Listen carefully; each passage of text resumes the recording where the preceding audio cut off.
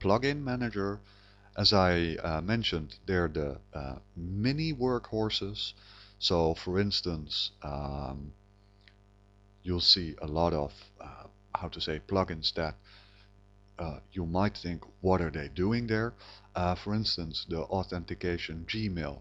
Um, I would say this is more a proof of concept. It's not 100% working yet, but if I would, for instance, enable the authentication Gmail, what happens is that um, I'm on my home page, but if I would use a Gmail address and then use login, as you can see,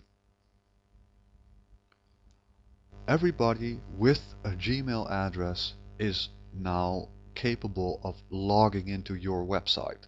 So that is of course a great feature that you can say to anybody that you know and that you want to become a part of your website, but you don't want visitors, anonymous visitors, to see everything, but only want to show them certain items when they are logged in. um,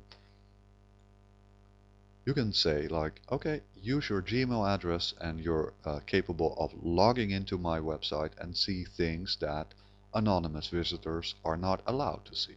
So for instance, what can you do with that? And of course, what I'm now explaining goes for a normal Joomla registration as well as for Gmail.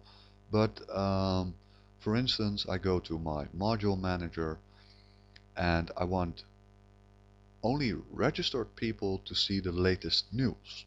So I click on latest news and here we can see access level and I put that on registered. As you can see, latest news is now in red, registered. You can also do it in a very quick way by clicking on here and then it, how to say, skips a step each time. So every time you click it, it will go to the next one, and in this case, latest news. What I will do is I will log out. As you remember, we put the log out. I will go to my home page. As you remember, we put the latest news in here.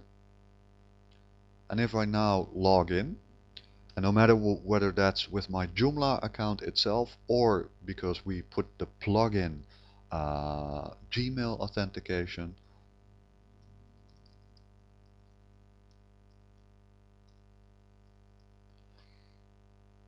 we can't see it as an anonymous visitor. And if I now go to my home page, hey, there's the latest news one.